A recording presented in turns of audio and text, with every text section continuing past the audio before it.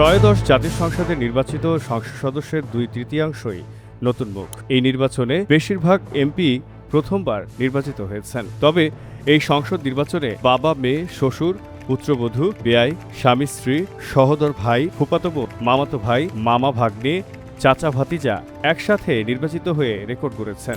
এবারের জাতীয় সংসদে বিএনপির দুটি রাজনৈতিক পরিবার থেকে বাবা, শ্বশুর এবং পুত্রবধূ 2 বেয়াই 3 জন সংসদ সদস্য নির্বাচিত হয়েছেন। সংরক্ষিত নারী আসনের সংসদ সদস্য নিপুণ রায় চৌধুরী ঢাকা জেলা বিএনপির সাধারণ সম্পাদক। শেখ হাসিনার ফ্যাসিবাদ বিরোধী আন্দোলনে নিপুণ রায় রাজপথে ছিলেন। তার বাবা অ্যাডভোকেট নিতাই রায় চৌধুরী মাগুরা 2 আসন থেকে বিএনপির এমপি এবং সংস্কৃতি বিষয়ক মন্ত্রী। নিপুণ রায়ের শ্বশুর গয়েশ্বর চন্দ্র রায় বিএনপির স্থায়ী কমিটির সদস্য ও প্রভাবশালী নেতা। ঢাকা 3 কেরানীগঞ্জ আসনের সংসদ সদস্য গয়েশ্বর মন্ত্রী না হওয়ায় মনক্ষুণ্ণ বলে মনে হয়। নিপুণ রায়ের বাবা ও শ্বশুর 2 বেয়াই এবার এমপি। নিতাই রায় এরশাদের 1988 সালের ভোটারবিহীন সংসদের এমপি ও প্রতিমন্ত্রী ছিলেন। তবে গয়েশ্বর ও তার পুত্রবধূ নিপুণ রায় এবারই একই জাতীয় সংসদে প্রথম নির্বাচিত হয়েছেন। আত্মীয়তার সূত্রে 3 জনের একসঙ্গে প্রতিনিধিত্ব বেশ মজার ঘটনা।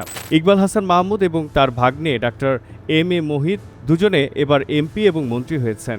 মামা বিদ্যুৎ, জ্বালানি ও খনিজ সম্পদ মন্ত্রী এবং ভাগ্নে স্বাস্থ্য প্রতিমন্ত্রী।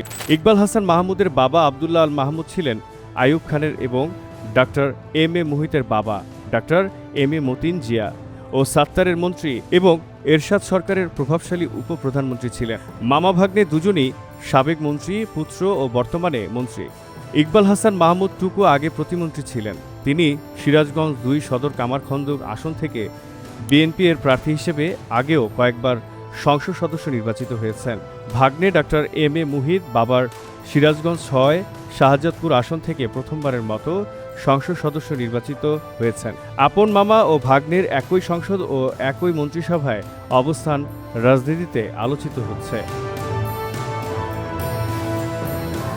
ত্রয়োদশ জাতীয় সংসদ নির্বাচনে টাঙ্গাইলের রাজনীতিতে আপন 2 ভাই সংসদ সদস্য নির্বাচিত হয়েছেন। এরা হলেন বিএনপির কেন্দ্রীয় ভাইস চেয়ারম্যান ও সাবেক প্রতিমন্ত্রী আব্দুস সালাম পিন্টু এবং তার ছোট ভাই প্রতিমন্ত্রী ও বিএনপির প্রচার সম্পাদক সুলতান সালাউদ্দিন টুকু। পিন্টু তার পুরনো আসন টাঙ্গাইল 2 গোপালপুর ভূঁইয়াপুর থেকে ধানের শীষ প্রতীক নিয়ে রেকর্ড 1,98,213 ভোট পেয়ে পুনরায় বিজয়ী হন, যা পুরো জেলায় সর্বোচ্চ ভোটের রেকর্ড। গ্রেনেড হামলা মামলায় দীর্ঘ 17 বছর কারাভোগের পর 2024 সালের ডিসেম্বরে উচ্চ আদালত থেকে খালাস পেয়ে তিনি পুনরায় সংসদে ফিরলেন। ছোট ভাই সুলতান সালাউদ্দিন টুকু বিএনপির কেন্দ্রীয় প্রচার সম্পাদক এবং সাবেক যুবদল সভাপতি। তিনি টাঙ্গাইল 5 সদর আসন থেকে 1,31,279 ভোট পেয়ে প্রথমবারের মতো সংসদ সদস্য নির্বাচিত হয়ে প্রতিমন্ত্রী হলেন। ফরিদপুর 3 আসনের বিএনপির এমপি চৌধুরী নায়ার ইউসুফ এবং মাদারীপুর 1 আসনের বাংলাদেশ খেলাফত মজলিসের এমপি সাইদুদ্দিন হানজালা সম্পর্কে ফুফাতো বোন এবং মামাতো ভাই। তারা ফরায়েজি আন্দোলনের নেতা হাজী শরীয়তুল্লাহ বংশধর পীর মহসেন উদ্দিন দুদু মিয়ার মেয়ের ও ছেলের ঘরের নাতনি ও নাতি। চৌধুরী নায়ার ইউসুফের বাবা চৌধুরী কামাল ইবনে ইউসুফ খালেদা জিয়ার মন্ত্রিসভায় মন্ত্রী ছিলেন। তার দাদা ইউসুফ আলী চৌধুরী মোহন মিয়া যুক্তফ্রন্টের এমপি মন্ত্রী এবং পাকিস্তানের 2য় গণপরিষদের সদস্য ছিলেন। মাদারীপুর 1 আসনের সংসদ সদস্য সাইদুদ্দিন আহমদ হানজালার দাদা প্রখ্যাত ধর্মীয় ও রাজনৈতিক ব্যক্তিত্ব পীর মোহসেন উদ্দিন আহমেদ দুদু মিয়া পাকিস্তান জাতীয় পরিষদের সদস্য ছিলেন। নায়ার ইউসুফের বাবা চৌধুরী কামাল ইবনে ইউসুফ ছিলেন পীর মোহসেন উদ্দিন আহমদ দুদু মিয়ার জামাতা। তার আরেক জামাতা ছিলেন সৈয়দ মইনুল হক শেরে বাংলার ভাগ্নে ও যুক্তফ্রন্টের মন্ত্রী সৈয়দ আজিজুল হক নান্না মিয়ার বড় ছেলে। দুদু মিয়া, মোহন মিয়া ও নান্না মিয়া এই 3 রাজনৈতিক নেতা পরস্পরের বেয়াই ছিলেন। আগে ভিন্ন ভিন্ন দল করলেও 1969 সালে নুরুল আমিনকে সভাপতিত্ব করে গঠিত পাকিস্তান ডেমোক্রেটিক পার্টি পিডিপির অন্যতম প্রতিষ্ঠাতাও ছিলেন এই 3 নেতা। নান্না মিয়া 1986 ও 1988 সালের 3য় ও 4র্থ সংসদের সদস্য ছিলেন। পাকিস্তান জাতীয় পরিষদের স্পিকার ও সাবেক মন্ত্রী ফজলুল কাদের চৌধুরীর নাতি ও ছেলে এবার একসাথে সংসদ সদস্য।